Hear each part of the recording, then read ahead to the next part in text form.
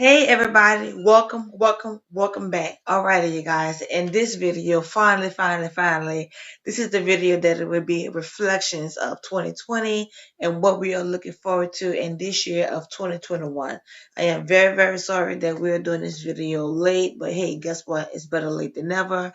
And as I explained in the video before this one, unfortunately the video of the reflections that was recorded, the video, a lot of footage of the video became messed up, and I didn't want to upload and just throw anything out there.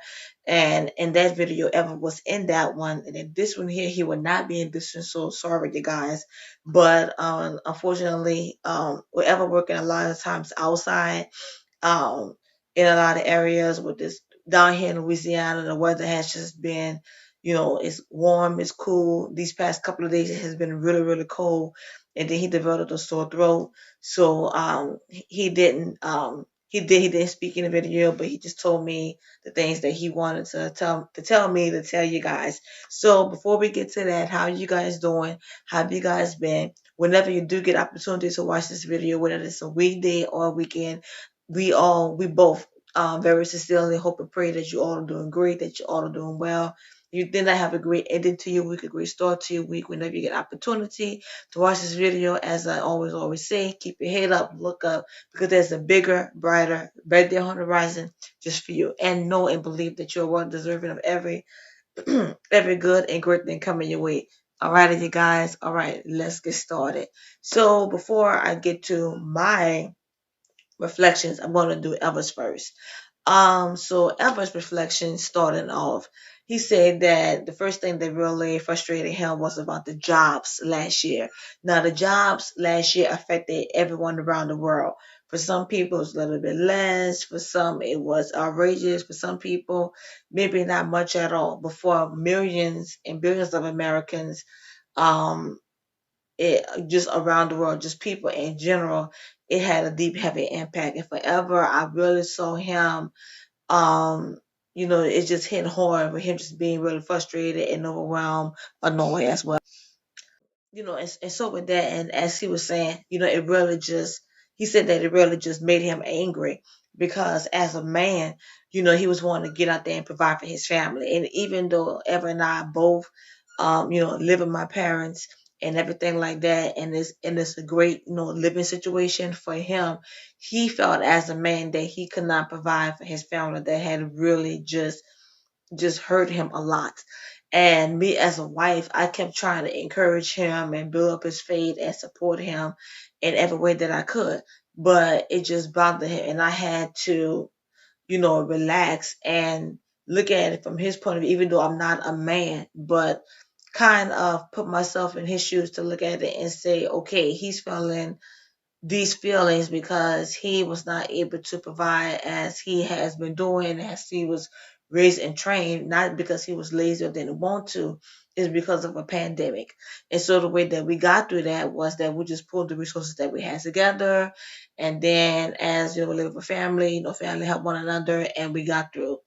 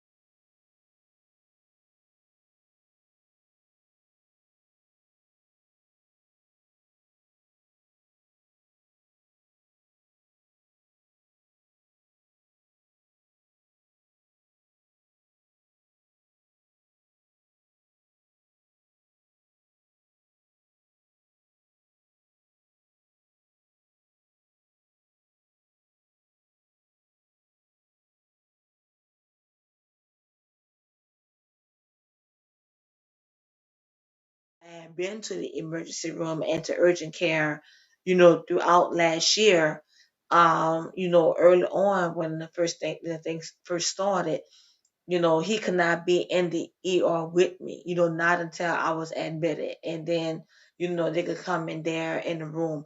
But there was still so many rules because it had just initially started. So at that moment in time, he wasn't angry with me. He was angry with the process. But it had really, really took a toll because, we felt that stress of I'm going through this here. You want to be here. I want you here, but you can't. He's wanting to be there. He knows that I want him there, but he can't because of the rules. So it was hard on the both of us. But him as a husband, he worried about losing his wife and he worried about me going through things by myself, of him not being able to be there because of the rules. But, we got past that with love and prayer. And I'll be honest, to live in a day of technology, we both appreciate it because we've been able to talk on my tablet, talk on the phone. It was a lifesaver. In those hard times to communicate with him, my mom, my dad, with my family, the whole entire time when they was not able to be there, it worked perfectly. It was detrimental of them not being able to be there physically present where I could just reach out and touch them, but at the same time, being able to know that, hey, just between a video chat is still going to give me some kind of comfort and peace. Between the job, um, my health, and that kind of ties it to me worrying about, if I was dying or anything like that. His family, they're not able to come down here. They're in Honduras. Now his dad is one of the ones that you would consider in the high risk because his dad is diabetic and his dad legs are cut off. So he called his dad a lot. Um, he talked to his mom a lot, Madre Padre, which I called them mom and dad as well. And he was very worried and concerned about his health. Um, if things was going to happen. So just really just being concerned about the family's health, really, really impacted him. It's something where that happened to his dad, but his dad already having a health issue really had him feeling, stressed and worried. And then being here, he looked at my dad as his dad as well. Um, my dad was diagnosed with COVID, which we didn't know at first because, he took the test and then it said no, but then he had all the symptoms and signs of it because one of his coworkers, one of the guys he was, well, let's say one of his riders, he was riding on the van with transportation and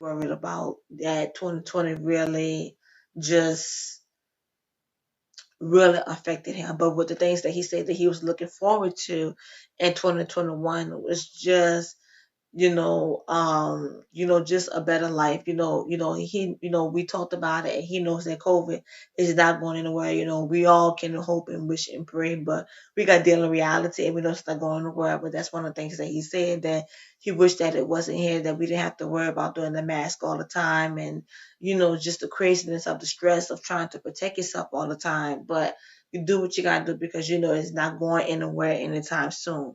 So, but he's not letting that to stress him out. But the other positive thing he was looking forward to is just spending more time together this year. Him and I, connecting more as husband and wife, spending more time with family. What else did he mention about spending more time with family, spending more time as husband and wife, and really starting to go on vacations more. Even if, with me, I'm not allowed to travel on an airplane. Um, but just starting to take vacations a little bit more, even if it's not anywhere far. Just taking those times, maybe, once every 2 weeks, maybe just go for a ride, like we used to do when we were dating, but things in life, become hectic when you're doing so much and you're trying to get a lot of things accomplished.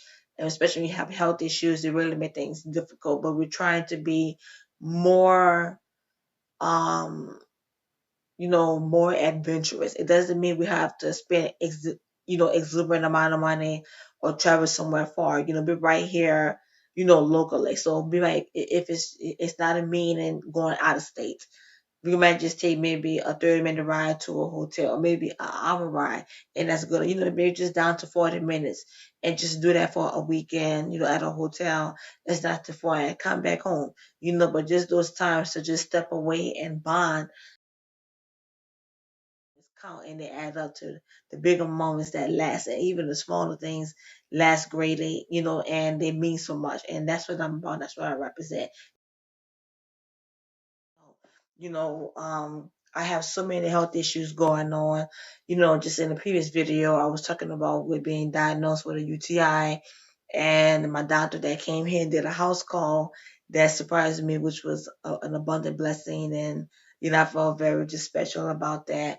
Um, I'm on antibiotics about it, so trying to clear it up as best as possible, just getting it out of my system completely. It's hard to having a chronic illness every day, all day, 365. It doesn't take a break. It may slow down, might die down a little bit, but there's never ever a day where you feel perfect. You just power through it to the best of your ability and you move on. Trying to make a person understand. I don't feel like I need to make a person understand. If they want to understand, they will, and I don't have to. I don't have to explain it to them. But I do get upset when you have people that choose not to understand, and they feel like they can tell you anything. Oh, my friend or whatever, but that's what it's not the same because they're not walking in my shoes. I'm not walking in their shoes. Everyone's road, everyone's journey, everyone's story is different. Yours is yours, mine is mine. And sometimes people just choose to be more negative and positive. People like that, I separate myself from them because life is very short, life is very precious, life is very beautiful, and I'm trying to grab a hold to all the precious moments without holding on to the crazy people. And that's what I'm about. And I've learned that big lesson last year of who I need to explain myself to, I will. Who I don't need to, I won't. Who wants to be in my life, they will come on, but I'll be having to ask. And who doesn't, they won't. Um, who's meant to be part of my life, they will. And who doesn't, they're not going to come. And crying over people that want to leave, I'm not going to force you to stay. I will do everything, and I mean everything in my power to make sure that I will salvage and save and work hard to fix our relationship no matter what it is. But if you choose to leave because of a small misunderstanding or because you're immature or whatever, then that's your decision. And those were things that I learned last year was just through this illness. I've learned many things through this illness the past 4 years, but even during the pandemic, um, I've seen even the more with a lot of relationships being left by myself. Like who's really on my side? I don't have any sisters, blood wise. I'm the only girl and I'm the last child. But there's certain friends that I can say, yes, this is, this is my sister. And honestly, I can tell you guys, my social media fam is my sisters. You guys that are on my Facebook, you guys are on my Instagram, you guys that are on my YouTube, you guys are my sisters, you guys are my brother, you guys are my family in English, you are my familia in Espanol, you guys are everything to me, to us. You guys are. And I say that every time because I want you to know how loved and appreciated you are by us. Great. And it feels awesome to be here. And, I'm just glad and I'm happy that, I'm officially just alive and thriving, not just being here, but thriving in my own way. That of a lot of people that I've known since I was a little girl that are way older than me. My uncle passed in, and that was my grandmother.